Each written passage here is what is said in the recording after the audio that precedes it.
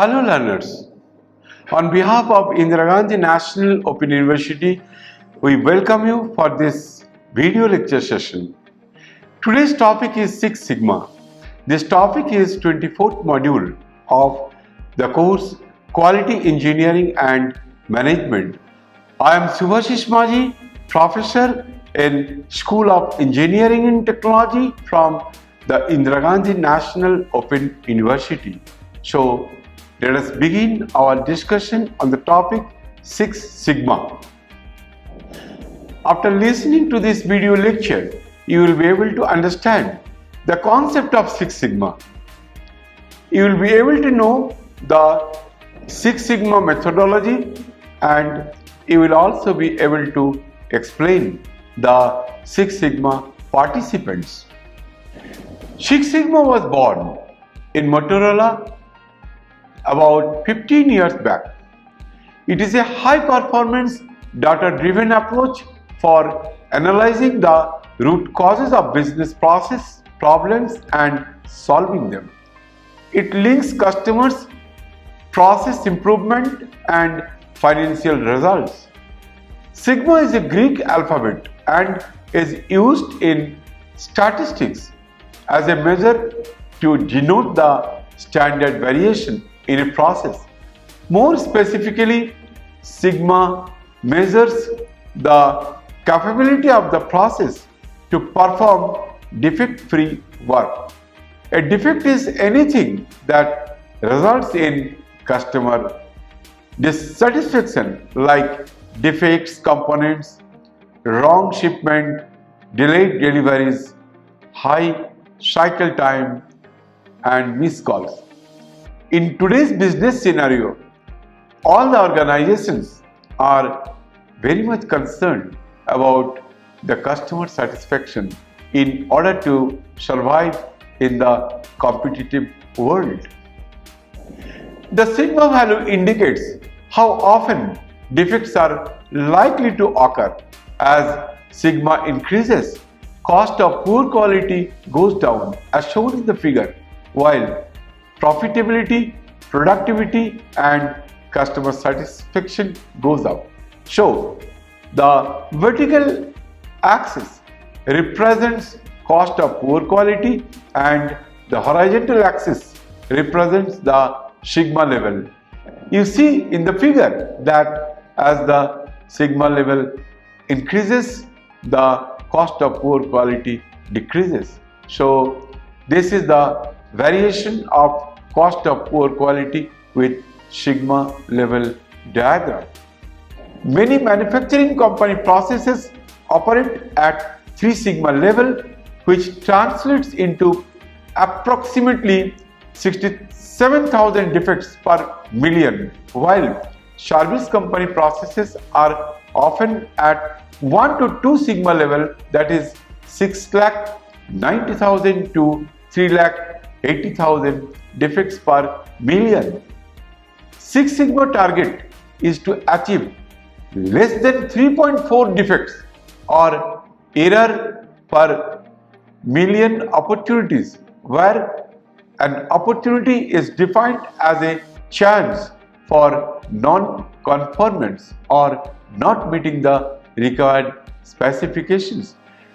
To achieve Six Sigma from a business results perspective, waste, that is generally called cost of poor quality, must be reduced in order to improve net profit margins 20 to 40%.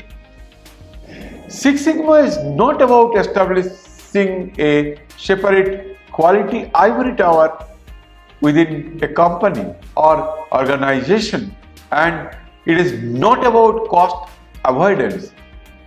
It is an enterprise-wide strategy that effectively develops employees within a company to have the knowledge and capability to solve problems, to improve decision makings, and subsequently improve the overall performance of the enterprise from a financial and customer's perspective. When Six Sigma is properly implemented, as a roadmap and a management framework. It consistently delivers breakthrough results throughout the business. As a system, it combines the best problem-solving tools and methods with capable employees under the umbrella of a comprehensive leadership framework to rapidly achieve reduced cost, higher quality, lower cycle time, improved overall customer satisfaction, and a lower investment in equipment and inventory, all leading to increased market share, revenue, profits, and ultimately shareholder value. The real challenge with Six Sigma is not the statistics. It is getting to the point where one can meaningfully measure a business current performance against dynamic customer requirements while developing the internal abilities to respond to changing marketplace conditions. The fundamental objectives of the Six Sigma methodology is the implementation of a measurement-based strategy that focuses on process improvement and variation reductions through the application of Six Sigma tools. As a way of running a business, Six Sigma is a highly disciplined process which helps companies and individuals develop and deliver near perfect products and services. It is an enterprise-wide strategy that effectively develops a capability and a decrease within individuals to improve decision making, solve business problems, and improve the overall performance of the enterprise, because there is always scope for improvement for any products or services provided by the organizers. The Six Sigma philosophy holds that every process can and should be repeatedly evaluated and significantly improved in terms of time required, resources used, quality performance, cost, and other aspects relevant to the process. It prepares employees with the best available problem-solving tools and methods. At its core, Six Sigma utilizes a systematic 5-phase problem-solving methodology called DMAIC. D for define, M for measure, A for analyze, I for improve, and C for control. Now, this is the Six Sigma methodology is explained in terms of block diagram. So, initially define starts, then measure, then analyze, then improve, last control. So, we will discuss in detail about the Six Sigma methodology. Define.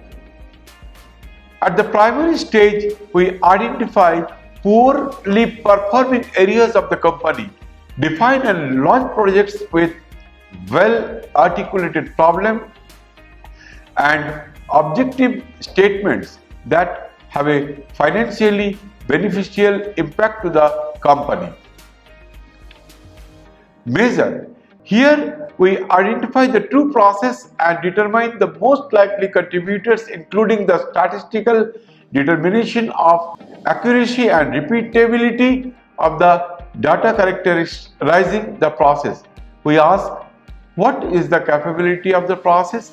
Using process making, flowcharts, and FEMA, that is failure mode effects analysis, original data is collected that will act as a baseline for monitoring improvements. Third one is analysis. When, where, and why do defects occur? This phase applies appropriate statistical analysis such as scatter plots, input-output matrices, and hypothesis testing to accurately understand exactly what is happening within a given process. Next one is improve. In this phase, vital factors in the process are identified and experiments are systematically designed to focus on those that can be modified or adjusted to achieve the desired level of improvement. The last one is control. The control phase incorporates the basic tools of process control to manage process on a continual basis. Once the DMAIC process has begun, it must be managed continually to assure that benefits are sustained. Now let us discuss about Six Sigma participants. In the Six Sigma environment, participants from senior management to factory floor workers assume specific roles in the performance improvement process. The champion, master black belts, green belts and yellow belts each have unique perspective on a business strategic priorities, key processes and the organization's culture. So this is the diagram for Six Sigma participants. On the top, champions are there. Next, master black belts. Next, black belts. Next, green belts. And at the bottom level, yellow belts. Champions are responsible for coordinating a business roadmap to successfully achieve Six Sigma within their organizations. They are responsible for the logistical and business aspects as Six Sigma projects. Champions select and scope projects that are aligned with the corporate strategy, choose and mentor the right people for the project and remove barriers to ensure the highest level of success. The Master Black Belt, in short we say MBB.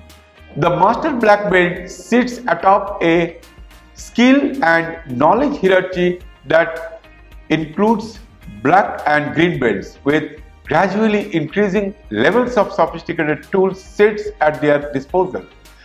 The primary activity for the MBB is being a leader and teacher. As a leader, the MBB will have responsibility for overseeing projects with multiple black belts and green belts participants that will significantly change the way the organization does business. As a teacher, the MBB is responsible for the ongoing development of existing black belts, green belts and yellow belts and the training for few participants who are new into the system. The black belt is a key change agent for the Six Sigma process. Typically from among the best performance, these individuals lead teams working on chronic issues that are negatively impacting the company's performance. The black belt is usually assigned to a 2-year dedicated position responsible for executing the Six Sigma process on selected projects.